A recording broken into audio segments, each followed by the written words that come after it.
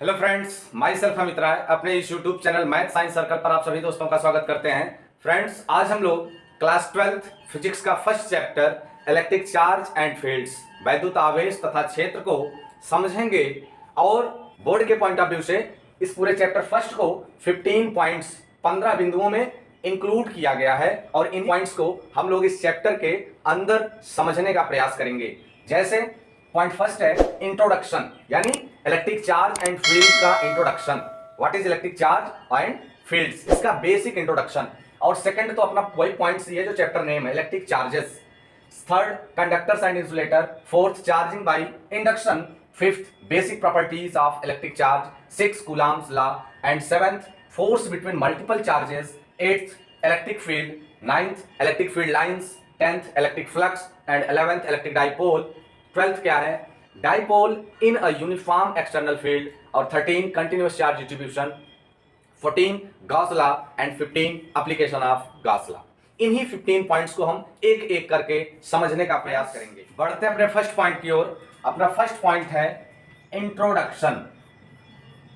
Introduction, परिचय। तो friends, हम लोग देखेंगे कि ये जो electric charges and fields chapter है ये फिजिक्स के किस ब्रांच से लिया गया है।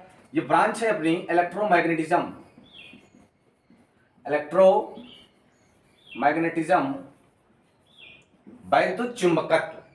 इलेक्ट्रोमैग्नेटिज्म के कितने पार्ट्स होते हैं, तो मेनली इलेक्ट्रोमैग्नेटिज्म दो पार्ट्स में ब्रेक है, यानी वैद्युत चुंबकत्व दो टाइप का। एक होता है इलेक्ट्रोस्टैटिक और दूसरा होता है फ्रेंड्स इलेक्ट्रोडायनेमिक।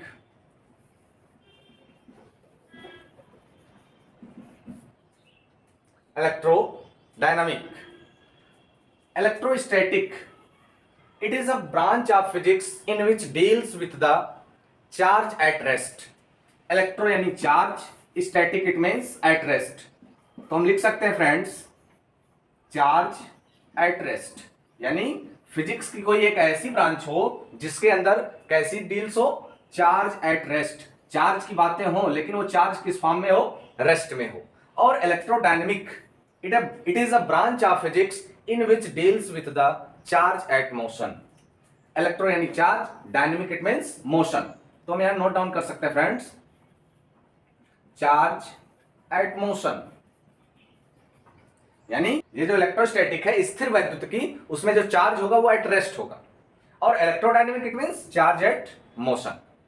बढ़ते अपने नेक्स्ट पॉइंट की ओर। अपना नेक्स्ट पॉइंट क्या है friends, electric charges. Electric charges, वैद्युत आवेश। What is electric charge.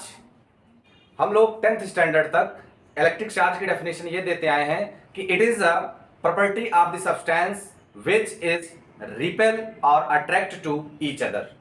यानी ये जो इलेक्ट्रिक चार्ज है वो सब्सटेंस की प्रॉपर्टी है और उस प्रॉपर्टी के अकॉर्डिंग एक सब्सटेंस दूसरे सब्सटेंस को या तो अट्रैक्ट करता है या फिर रिपेल करता है। यानी यह वस्तुओं का ऐसा गुण है जिसके कारण एक वस्तु दूसरे को अपनी ओर आकर्षित या फिर प्रतिकर्षित करती है। लेकिन क्लास 12th स्टैंडर्ड के अकॉर्डिंग यह डेफिनेशन बहुत ज्यादा इफेक्टिव नहीं है। क्लास 12th में भी बातें वही होंगी लेकिन थोड़ा सा स्टैंडर्ड बढ़ा के हम लोग बोलेंगे। तो अगर क्लास 12th के अकॉर्डिंग हमको बताना हो कि व्हाट इज इलेक्ट्रिक चार्ज, तो हम लोग क्या बोल सकते हैं, electric charge is a intrinsic properties of elementary particle of matter which is gives rise to electric force between various objects, है ना।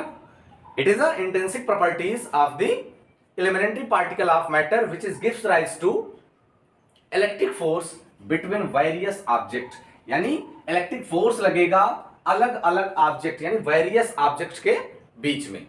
अब वो चार्जेस पे डिपेंड करता है कि नेचर ऑफ फोर्स कैसा होगा, वो अट्रैक्शन का होगा और रिपल्सन का होगा। तो फ्रेंड्स, पहले हम लोग देख लेते हैं types of charges. Types of charge देखने के बाद वो जो अट्रैक्शन और रिपल्सन का कॉन्सेप्ट है उसको समझने का प्रयास करेंगे। तो सबसे पहले types of charges.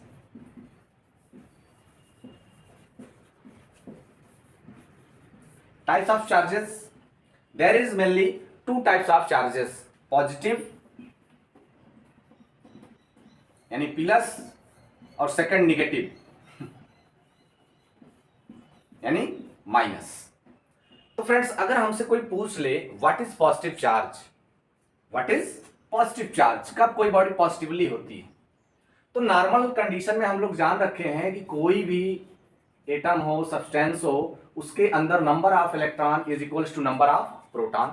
It means charge of the atom is neutral. तो कब ये एटम पॉजिटिव होगा? When an atom donates the electron the atom is positively. जब कोई पदार्थ, जब कोई परमाणु कोई एक इलेक्ट्रॉन क्या कर दे? डोनेट कर दे। When the atom is donate the electron then the atom is positive. यानी कोई भी एटम इलेक्ट्रॉन को क्या कर रहा है? डोनेट कर रहा है, तो उसके ऊपर कैसा चार्ज आ रहा है? पॉजिटिव आ रहा है। इट मींस अभी तो नॉर्मल कंडीशन में क्या था कि number of proton is equals to number of electron. अब यहां पर कंडीशन आ रही है कि जब वो डोनेट करेगा तभी पॉजिटिवली होगा। जब डोनेट करने का मतलब ये है कि number of electron is less the number of proton, तो शॉर्ट फॉर्म में हम लिख सकते हैं कि number of electron is less than number of proton. ऐसी कंडीशन जिस सब्सटेंस के लिए आ रही है, जिस एटम के लिए आ रही है, वो सब्सटेंस, वो एटम कैसा होगा? पॉजिटिवली चार्ज होगा। धन आवेश उस पर होंगे जब वो इलेक्ट्रॉन को त्यागेगा, डोनेट करेगा। सेकंड, नेगेटिव चार्ज, इसी का जस्ट अपोजिट कर दीजिए। जो डोनेट कर रहा है उसको रिसीव करा दीजिए। यानी when an atom receive the electron then the atom is negatively charge. यानी जब कोई परमाणु अथवा पदार्थ इलेक्ट्रॉन को ग्रहण कर ले, रिसीव कर ले, तो उसके ऊपर कैसा चार्ज होगा? नेगेटिवली चार्ज होगा। तो अगर शॉर्ट फॉर्म में लिखना चाहें, अगर वो रिसीव कर रहा है तो number of electron is more than number of proton, यानी इलेक्ट्रॉनों की संख्या प्रोटॉनों की संख्या से क्या होगी? ज्यादा होगी। तब ये जाके जो परमाणु अथवा पदार्थ यानी एटम एंड सब्सटेंस जो भी लीजिए आप, वो कैसा होगा? नेगेटिवली चार्ज होगा, है ना। अब बात कर लेते हैं नोटेशन ऑफ चार्ज। तो हम लोग डिनोट कर किससे करते हैं चार्ज को? It is denoted by Q, यानी आवेश को कैपिटल क्यू से प्रदर्शित करते हैं चार्ज को। It's SI unit is coulomb, denoted by C, and point is का friends, it is scalar quantity।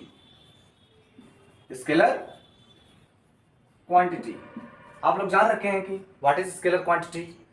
Which quantities have the magnitude plus no direction is called scalar quantity। एक third point और इसी में include किया जाता था, as well as doesn't follows the addition of vector law, यानी जो सदिश योग के नियम का पालन ना करती हो, doesn't follows the addition of vector law.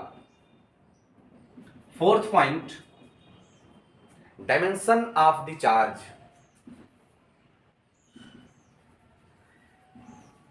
Dimension of the charge, charge की डायमेंशन क्या होती थी सर? आप थोड़ा सा बैक जाइए, I equals to Q by T पढ़ रखे हैं। यहां से अगर क्यू की वैल्यू निकालना चाहें हम लोग तो I इंटू टी। अगर डायमेंशन ऑफ क्यू देना है तो हमको क्या पता होना चाहिए? Dimension of I into T. ये हो गया dimension of Q equals to dimension of I T. I की डायमेंशन यानी करंट की ए और टाइम की टी। इट मीन्स चार्ज की डायमेंशन ऑफ चार्ज इज 80। तो ये फ्रेंड्स इलेक्ट्रिक चार्ज के कुछ इंफॉर्मेशन। थर्ड पॉइंट फ्रेंड्स अपना क्या है? Conductors and insulator. Conductors and insulator.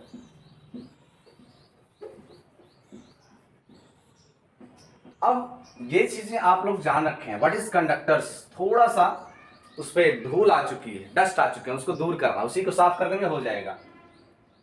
तो ये चीजें आप जान रखे हैं व्हाट इज कंडक्टर्स, लेकिन ये है कि क्लास 10th में पढ़े थे, भूल चुके हैं, है ना। तो कंडक्टर क्या थे friends? The substance through which electric charge can flow easily are called conductors. यानी ऐसे सब्सटेंस जो इलेक्ट्रिक चार्ज को इजिली फ्लो करा दे, यानी ऐसे पदार्थ जिसमें वैद्युत धारा या वैद्युत आवेश का प्रवाह आसानी से हो जाए। The substance through which electric charge can easily flow are called conductors, है ना। और सेकंड पॉइंट अपना इंसुलेटर क्या था? इसी का जस्ट अपोजिट कर दीजिए। The substance through which electric charge can not flow, बस कैन फ्लो और इसमें क्या कर देना can not flow easily, can not flow easily are called insulators, है ना। तो जो कंडक्टर्स होते थे उसमें इलेक्ट्रिक चार्ज आसानी से फ्लो हो जाते थे, यानी इलेक्ट्रिक आवेश वैद्युत आवेश फ्लो हो जाते थे, बह जाते थे, और जो इंसुलेटर होता था उसमें इजिली फ्लो नहीं होता है। फोर्थ पॉइंट है फ्रेंड्स अपना, फोर्थ पॉइंट है charging by induction, charging by induction. तो सबसे पहले हम लोग इसकी एक सब हेडिंग लगा लेते हैं, charging of a body, charging of a body. हालांकि ये एनसीईआरटी में नहीं है, एनसीईआरटी में केवल हम लोग को क्या पढ़ना है, चार्जिंग बाय इंडक्शन। थोड़ा सा समझ लेते हैं चार्जिंग ऑफ अ बॉडी कितने मेथड से की जा सकती है, कोई भी बॉडी को चार्ज हम लोग कितने तरीके से कर सकते हैं। तो there is mainly three types, there is mainly three types by charging of a body. किसी भी बॉडी को हम मुख्यतः तीन तरीके से चार्ज कर सकते हैं। तो सबसे पहला होता है friends by friction, by friction. Second होता है बाय कंडक्शन, और थर्ड होता है बाय इंडक्शन। और एनसीईआरटी में हम लोग को बाय इंडक्शन ही ध्यान देना है। तो थोड़ा सा देख लेते हैं बाय फ्रिक्शन। फ्रिक्शन कब लगता है, जब एक बॉडी दूसरे बॉडी पर क्या होती है, रब्ड होती है, यानी बाय फ्रिक्शन में घर्षण के द्वारा। तो हम कह सकते हैं when a body rubbing on other body then the charge developed of the both body, these method are called by friction of body is charging। यानी कोई भी बॉडी बाय फ्रिक्शन से अगर चार्ज करना है तो क्या करना पड़ेगा, एक बॉडी को दूसरे बॉडी पर रबिंग करना पड़ेगा। कंडक्शन में क्या होगा, इसमें क्या होगा कि दोनों बॉडीज को कनेक्ट कराया जाएगा, कंडक्शन, उसमें चार्ज का ट्रांसफॉर्मेशन होगा one body to another body. तो ये तो थोड़ा थोड़ा इंट्रोडक्शन हो गया बाय फ्रिक्शन का भी और बाय कंडक्शन का भी, लेकिन अपने एनसीईआरटी के अकॉर्डिंग पढ़ना क्या है, बाय इंडक्शन। तो इंडक्शन के प्रोसेस में क्या होता है, बाय इंडक्शन किसी बॉडी को हम कैसे चार्ज कर सकते हैं। तो फ्रेंड्स बाय इंडक्शन के प्रोसेस को हम समझने के लिए 5 सिचुएशन क्रिएट कर रहे हैं। 2 स्फीयर को लेट करेंगे और ये contact to each other by insulating stand, ये हो गया पॉइंट ए। और सेकंड, इसके near by a positively glass rod, एक ग्लास रॉड को लेके जाएंगे इन्हीं दोनों स्फीयर के बीच, इन्हीं दोनों स्फीयर के करीब। तो फ्रेंड्स बाय इंडक्शन का ये 5 पॉइंट्स हैं। अगर 2 स्फीयर, सबसे पहले क्या थे, uncharged sphere contact to each other. तो सबसे पहले हम लोग समझ लेते हैं electrostatic induction. What is electrostatic induction? Static induction is the phenomena of temporary electrification. कैसा? Temporary electrification of a conductor in which opposite charges appear at its closure and similar charges appear at its further and in the presence of a nearby charge body। यानी ये जो process है वो कैसा process है, एक temporary electrification यानी अस्थाई। तो इसके 5 पॉइंट्स हैं, फर्स्ट सेकंड यानी ए बी सी डी और ई। तो पॉइंट ए क्या कह रहा है, जरा ध्यान दीजिए। ये कह रहा है hold the 2 metal sphere on insulating stand and place them in contact.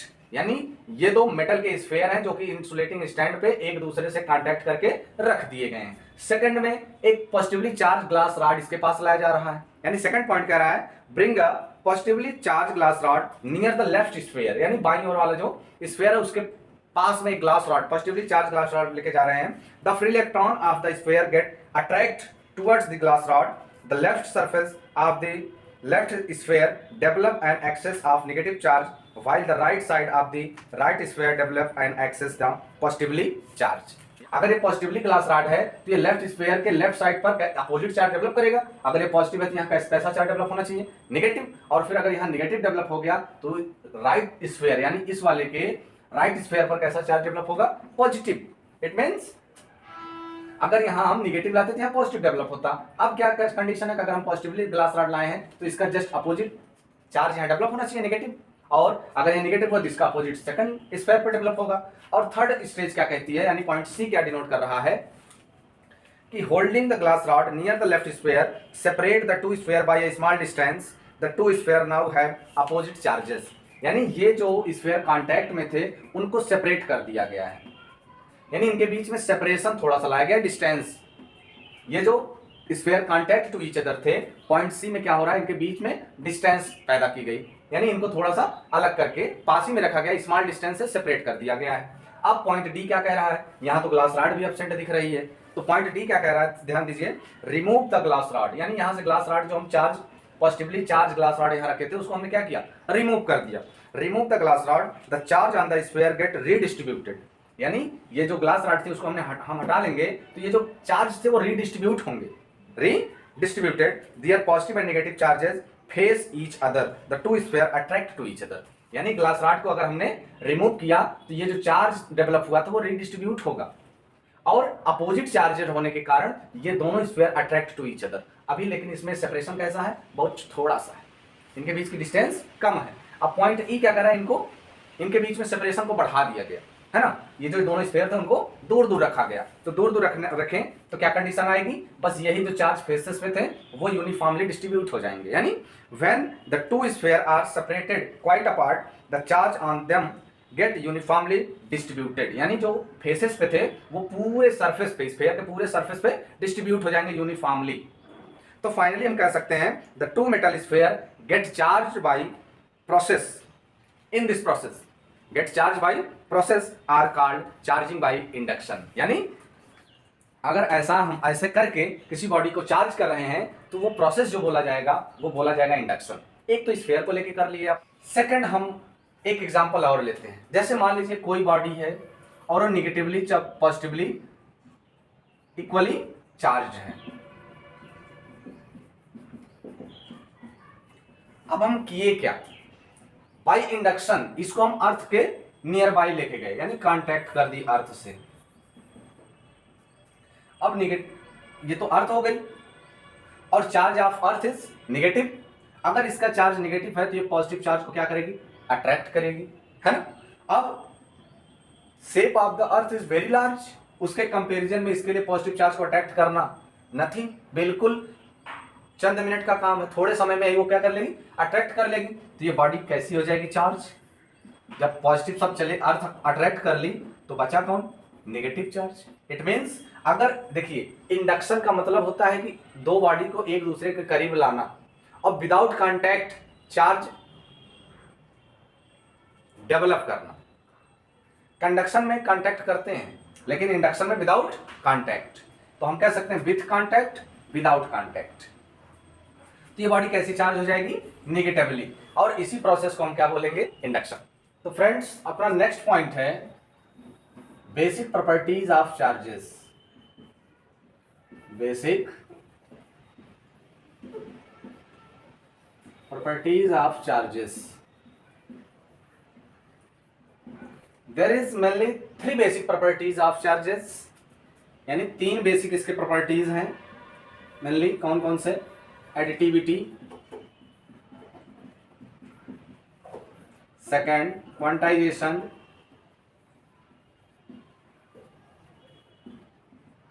और थर्ड कंजर्वेशन।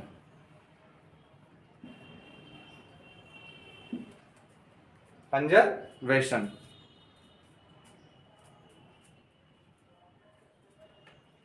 तो फर्स्ट क्या फ्रेंड्स, एडिटिविटी। एडिटिविटी क्या कहती है, additivity of electric charge means that the total charge of a system is algebraic sum of the individual charges। यानी अगर कोई system है और इसमें अलग अलग इंडिविजुअल चार्जेस हैं, मान लीजिए Q1, Q2 dash dash dash Qn, ऐसे चार्जेस हैं, और इस सिस्टम का टोटल चार्ज हमको बताना हो तो हम कहेंगे total charge capital Q is equals to algebraic sum of all charges. It means Q is equals to capital Q total charge, अब इंडिविजुअल चार्जेस का sum Q1, Q2, Q3 plus dash dash dash Qn। This equation is the according of the properties of additivity of charges. यानी additivity के according हम किसी system का total charge ऐसा note down कर सकते हैं। सेकंड क्या है फ्रेंड्स अपना, quantization. The quantization of electric charge means that the total charge of a body is an integral multiple of a unit quantum charge. यानी अगर किसी बॉडी का टोटल चार्ज देखा जाए तो वो हमेशा क्या होता है, यूनिट क्वांटम चार्ज। यूनिट यानी एक इलेक्ट्रॉन का इंटीग्रल मल्टीपल होगा। It means total charge of a body capital Q is equal to integral multiple of the unit charge. It means E, where capital Q is a total charge of a body and N is a number of electron, integral multiple integers होगा, number of electrons. यही बातें यहां बताना है कि integers होगा। It means 1 और 2, nothing 1.5। ऐसा नहीं या तो एक इलेक्ट्रॉन होगा या फिर 2 होगा, ऐसा नहीं कि एक और आधा, ऐसा नहीं, इंटीजर्स ऐसे नहीं होते। तो वही कहने का मतलब है कि according to quantization of charge is a total charge of a body is an integral multiple of the unit quantum charge. यानी यूनिट ये क्या है, smallest charge of 1 electron, charge of 1 electron. और एक इलेक्ट्रॉन का चार्ज आप जान ही रखे हैं 1.6 इंटू 10⁻19 कूलम। अब लास्ट बचता है कंजर्वेशन ऑफ चार्ज। हालांकि कंजर्वेशन का कॉन्सेप्ट जहां जहां आपने पढ़ा होगा, neither we create destroy, only one form to another form, only convert one form to another form. लेकिन यहां एक फॉर्म से दूसरे फॉर्म में कन्वर्ट नहीं होना है, चार्ज ऐसा नहीं कन्वर्ट हो जाएगा। ये क्या होगा, only transfer one body to another body. यानी हम कह सकते हैं conservation of electric charge means that the neither be create destroy,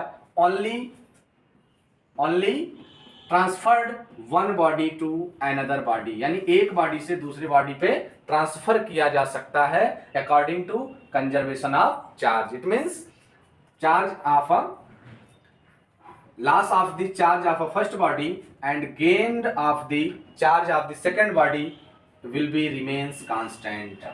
यानी जितना फर्स्ट लॉस करेगा उतना ही तो सेकंड गेन करेगा, यानी जितना ये ट्रांसफर करेगा उतना ये रिसीव करेंगे। बात खत्म। Neither destroy, only transferred, transform नहीं, बदलना नहीं है, transferred one body to another body. Next point जो कूलॉम्स लॉ है, यानी अब फोर्स का कॉन्सेप्ट आना शुरू हो जाएगा। तो थोड़ा सा हम लोग चार्ज को और डीपली देखेंगे, कुछ पार्टिकल्स के चार्ज भी नोट डाउन करेंगे और इस पे एक दो बेसिक न्यूमेरिकल भी हम लोग लगाएंगे, क्योंकि जो नेक्स्ट पॉइंट है अपना वो कूलॉम्स लॉ है। कूलॉम्स लॉ में अब फोर्स का कॉन्सेप्ट शुरू हो जाएगा, है ना। तो जरा ध्यान दीजिए,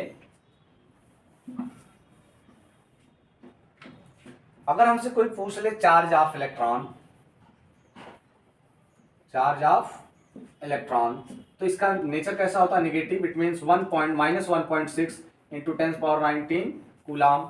चार्ज ऑफ प्रोटॉन की बात कर लें तो +1.6 into 10⁻19 coulomb. Charge of neutrons पूछ लें तो we know that charge of neutron is 0, neutral होता है। और चार्ज ऑफ अल्फा पार्टिकल पूछ ले तो क्या बोलेंगे, what is alpha particle? Nucleus of helium atom is called alpha particle. Atomic number of the helium atom is 2. It means number of electron in this atom is 2. So total charge of the alpha particle is equals to 2e. It means 2 into charge of e. E means charge of one electron. यानी 1.6 into 10⁻19, 16 2 जा 32 और एक digit पे point लगा लेंगे तो 3.2 into 10⁻19 Coulomb is the charge of one alpha particle. और एक कॉमन क्वेश्चन क्या उठता है, how many electrons in one coulomb? How many electrons in one coulomb? तो देखिए इधर, how many electrons in one coulomb, how many electron in one coulomb of charge. तो we know that 1 electron equals to 1.6 into 10⁻19 coulomb. अब हमसे पूछा जा रहा है कि 1 कूलॉम, तो यहाँ पहले 1 बनाएंगे 1, तो ये नंबर पूरा इधर मल्टीप्लाई में इधर आएगा डिवाइड में, यहाँ होगा 1 कूलॉम इक्वल्स टू ये पूरा नंबर इधर आके डिवाइड में हो जाएगा ना। इट मीन्स 1/1.6 इंटू 10⁻19 इलेक्ट्रॉन, तो ये हो जाएगा 1/1.6 इंटू 10 पावर नीचे -19 ऊपर ट्रांसफर किए तो प्लस 19 इलेक्ट्रॉन इन 1 कूलाम। अब देखिए एक डिजिट पे पॉइंट है तो 10 का ऊपर नीचे मल्टीप्लाई करेंगे तो यहाँ हो जाएगा 10 और यहाँ से पॉइंट हो जाएगा रिमूव, और यहाँ से एक जीरो ले लीजिए, अभी डिवाइड तो जाएगी नहीं, तो एक जीरो हम यहाँ से ले लिए थे, जो पावर 19 थी अब वो कितनी हो जाएगी 18, जो पावर 19 थी अब हो जाएगी 18 इलेक्ट्रॉन। तो ये हो गया, आप 16 से डिवाइड दे दीजिए, 16 6 जा 96, 4 बच रहा है तो पॉइंट लगाए वो 40 हो गया, 16 2 जा 32, 32 8 48 अभी बचा, पॉइंट लग चुका हो गया 80, तो 16 5 जा 80 into 10 power 18 electron in 1 coulomb. तो ये अपना सबसे बेसिक क्वेश्चन था, how many electrons in 1 coulomb. तो सबसे पहले एक इलेक्ट्रॉन का चार्ज लिखेंगे इतना कूलाम, इसको एक बनाएंगे तो ये नंबर इधर डिवाइड में आ जाएगा, नीचे पावर जो माइनस थी ऊपर ट्रांसफर किए प्लस हो गया, यहाँ एक डिजिट पे पॉइंट है 10 का ऊपर नीचे मल्टीप्लाई किए, 10/16 हुआ, डिवाइड तो जाएगी नहीं, तो ये जो पावर 19 थी, पावर 19 का मतलब एक के पीछे 19 जीरो, 19 जीरो, एक जीरो उधर से ले लेते हो गया 100 और पावर 1 डिग्री हो गई 18, तो डिवाइड दिया, it means 1 coulomb equals to 6.25 into 10⁻18 electron. तो फ्रेंड्स एक न्यूमेरिकल और हम लोग देखते हैं, calculate the charge carried by 12.5 into 10⁸ electron. Calculate the charge carried by 12.5 into 10⁸ electron. तो ये नंबर ऑफ इलेक्ट्रॉन को डिनोट कर रहा है, तो हम नोट डाउन करेंगे नंबर ऑफ इलेक्ट्रॉन को कौन डिनोट करता था, n अभी पढ़ रखे हैं पीछे क्वांटाइजेशन में, तो ये होगा 12.5 into 10⁸ electron. Calculate the charge, charge को कैलकुलेट करना है तो चार्ज को डिनोट करते थे कैपिटल क्यू से, इन दोनों से मिला हुआ कोई फार्मूला, हाँ सर क्वांटाइजेशन ऑफ चार्ज में पढ़ रखे हैं, तो capital Q equals to n into e, where n is a number of electron, given है कितना 12.5 into 10⁸ into small e is the charge of 1 electron, it means 1.6 into 10⁻19 minus 19 coulomb. अब इसका कर दीजिए मल्टीप्लाई, 16 का मल्टीप्लाई इसमें करिए, 16 5 जा 80 08, 16 2 जा 30 और 8 40, 4 कैरी बच रहा है, 16 1 जा 16 और 4 20, जरा काउंट कर लीजिए कितने पॉइंट पे डेसिमल है, 1 2, तो 1 एंड 2, ये 0, पॉइंट के बाद 0 का कोई मतलब होना नहीं है, ये हो गया -19 और +8, -19 + 8 इट मीन्स -11।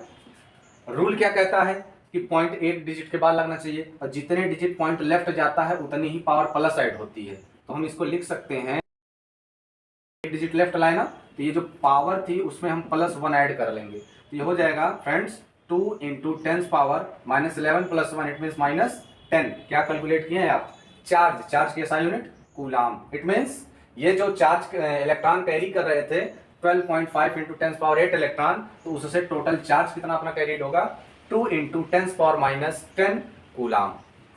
Thank you.